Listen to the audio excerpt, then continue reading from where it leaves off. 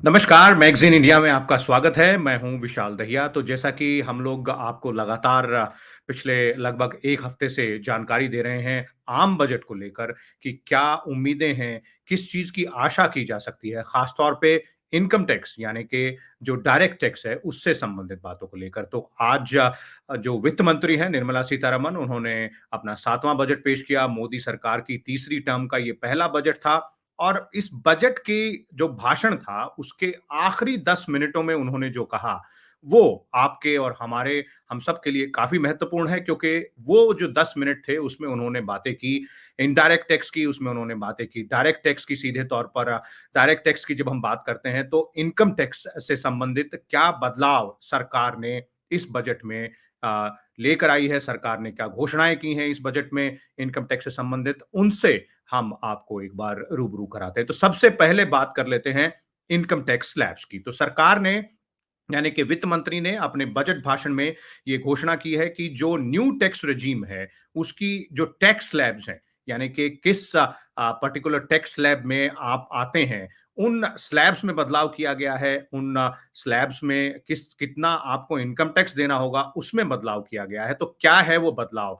पहले की तरह जो 0 से 3 लाख तक की स्लैब है, उस पर 0% इनकम टैक्स लगेगा। फिर 3 से 7 लाख तक की जो स्लैब है, उस पर 5% इनकम टैक्स लगेगा। यहां थोड़ा-सा बदलाव हुआ है। पहले यानी कि इससे पिछले फाइनेंशियल ईयर में जिसका इनकम टैक्स रिटर्न आपको और हमें 31 जुलाई तक दाखिल करना है, वहां ये जो स्लैब थी, वो 3 लाख से 6 लाख रुपए तक थी। यानी कि पहले 3 लाख से 6 लाख रुपए तक की अगर आपकी आय थी, तो उसपे 5% आपको इनकम टैक्स देना होता। अब अगले फाइनेंशियल ईयर से अगर आपकी इनकम 3 लाख से 7 लाख रुपए है, तो उस पर आपको 5% इनकम टैक्स देना होगा। इसी तरह जो अगली स्लैब है वो 7 लाख से 10 लाख रुपए है जिस पर 10% आपको इनकम टैक्स देना होगा। इससे पहले ये 6 लाख रुपए से 9 लाख रुपए थी यानी कि इसमें भी 1 लाख रुपए की बढ़ोतरी की गई है। और फिर इसके बाद जो 10 लाख से 12 लाख तक की जो स्लैब है उस पर 15% इनकम टैक्स देना होगा। पहले इसकी जो ये जो स्लैब थी वो थी 9 लाख रुपए से 12 लाख रुपए जिसमें आप 15% इनकम टैक्स देते थे। इसके बाद जो स्लैब्स हैं उनमें कोई बदलाव नहीं किया गया है। 12 लाख से 15 लाख अगर आपकी इनकम है, तो आपको 20% इनकम टैक्स उतने पे देना होगा और 15 लाख रुपए से अगर आप ज़्यादा कमाते हैं, तो आपको 30% इनकम टैक्स देना होगा। तो मोटे तौर पर ये बदलाव सरकार ने घोषणा इन बदलावों की है इनकम टैक्स स्लैब्स में। इससे आपकी आय पर कितना असर पड़ेगा, उसके लिए आपको कैलकुलेट करना पड़ेगा। हालाँकि वित्त मंत्री ने अपने बजट के भाषण में कहा है कि ये बदलाव और इसके अलावा 1-2 और बदलाव जिनकी हम अभी आपको बताएँगे जिनके बारे में, उनको मिलाकर लगभग 17,000 रुपए का फ़ायदा जो middle class income tax payer है, जो अपना इनकम टैक्स भरता है मिडल क्लास का आदमी, उसको फ़ायदा हो सकता है। तो इनकम टैक्स स्लैब्स में जो ये बदलाव हुआ है न्यू टैक्स रेजिम में, उसके अलावा सरकार और क्या बदलाव लेकर आई है? उसके अलावा सरकार ने कहा है कि स्टैंडर्ड डिडक्शन जो है, वो 50,000 रुपए तक था अभी सैलरीड एम्प्लॉइज़ के लिए, यानी कि जब आपके इनकम टैक्स कैलकुलेट होता है, तो उसमें 50,000 रुपए आपकी जो इनकम होती है उससे घटा दिए जाते हैं स्टैंडर्ड डिडक्शन के तौर पर। अब उसको बढ़ाकर 50,000 से 75,000 रुपए कर दिया गया है।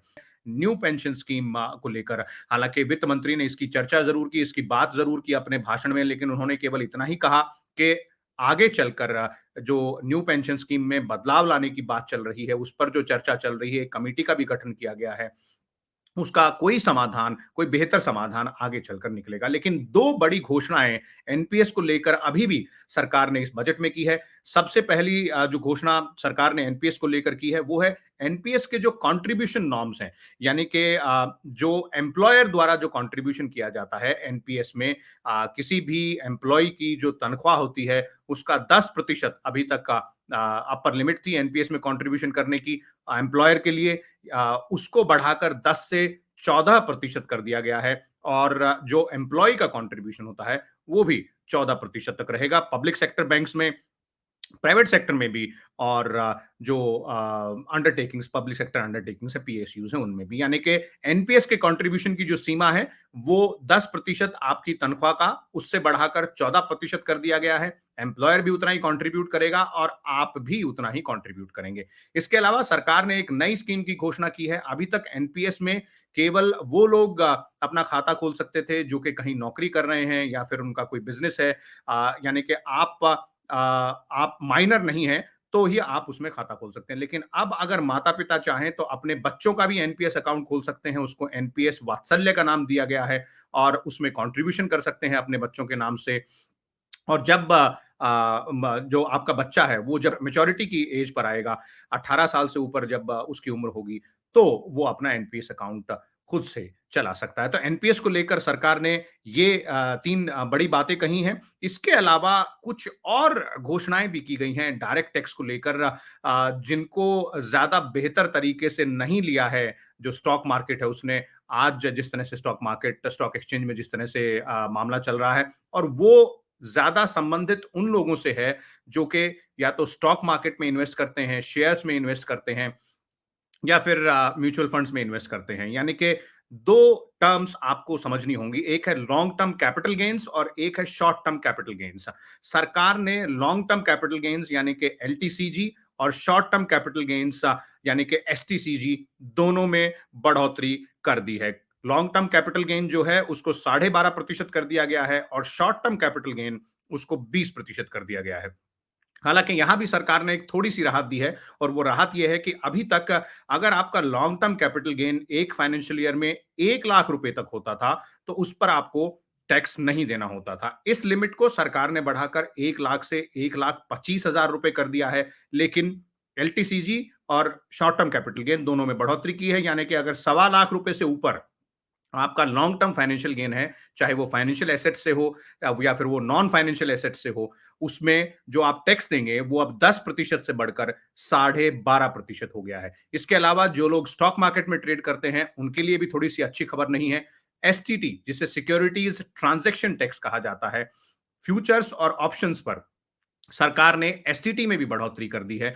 यानी कि अब जो एसटीटी फ्यूचर्स और ऑप्शंस पर है, अगर आप स्टॉक मार्केट में ट्रेड करते हैं, तो वो आपको अब ज़्यादा देना होगा। तो स्टॉक मार्केट में ट्रेड करने वाले लोगों के लिए यहाँ ज़्यादा अच्छी खबर नहीं है। लेकिन इसके अलावा 2-3 और बातें हैं जो कि और जो इनडायरेक्ट टैक्सेस जिसे कहा जा सकता है, उसमें सरकार ने घोषणा की है और मोटे तौर पर कई घोषणाएँ इनडायरेक्ट टैक्स में की गई हैं, लेकिन वो चंद बातें जिनका असर आपकी और मेरी या हम लोगों की रोज़मर्रा की ज़िंदगी पर हो सकता है, वो 2-3 बातें मैं आपको बताना ज़रूर चाहूँगा। सबसे पहली बात ये कि जो 3 कैंसर मेडिसिन हैं, उन पर कस्टम ड्यूटी सरकार ने खत्म कर दी है, यानी कि अब उन पर कोई कस्टम ड्यूटी नहीं लगेगी क्योंकि उन्हें इम्पोर्ट किया जाता है। इसी तरह कई मेडिकल इक्विपमेंट्स हैं, जिन पर सरकार ने कस्टम ड्यूटी में कमी की है और जो सोलर एनर्जी के से रिलेटेड जो प्रोडक्ट्स हैं या जो इक्विपमेंट्स हैं, उन पर भी कई प्रोडक्ट्स पर कमी की गई है। इसके अलावा एक सबसे महत्वपूर्ण बात ये है कि इस बजट की घोषणा के बाद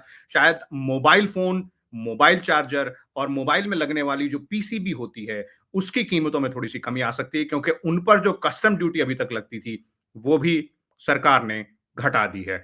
तो ये हैं कुछ बड़ी बातें इनकम टैक्स को लेकर, डायरेक्ट टैक्स को लेकर, इनडायरेक्ट टैक्स को लेकर, जिनका सीधा-सीधा असर आपके और हमारे जीवन पर पड़ता है। जो हम पैसा कमाते हैं, उसमें से कितना टैक्स हमें सरकार को देना है। अब ये जो नए नॉर्म्स हैं, उनके आधार पर तय होगा इस फाइनेंशियल ईयर में, यानी कि 2024 और 2025 का जो फाइनेंशियल ईयर है, उसमें न्यू टैक्स रेजिम में, जैसा कि हमने आपको बताया, नई दरें जो घोषणा की गई हैं, उनके हिसाब से आपके टैक्स की कैलकुलेशन होगी।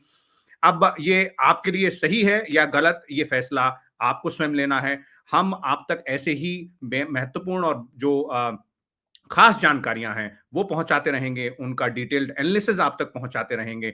आप देखते रहिए मैगज़ीन इंडिया, सब्सक्राइब कीजिए हमारे चैनल को, हमारे वीडियोज़ को लाइक कीजिए, शेयर कीजिए और उन पर कमेंट ज़रूर कीजिए, ये बताने के लिए कि वो कौन-सी बातें हैं, जो कि आप समझना चाहते हैं हमसे और कौन से वो फैक्ट्स हैं, जो कि आप जानना चाहते हैं, चाहे वो पॉलिटिक्स से संबंधित हो, इकोनॉमी से संबंधित हो, इंटरनेशनल रिलेशन से, सिक्योरिटीज़ से या फिर पार्लियामेंट जो कि एक सेशन चल रहा है, बजट सेशन, उससे संबंधित जो भी बातें होंगी, वो भी हम लगातार आप तक पहुँचाते रहेंगे। नमस्कार, धन्यवाद।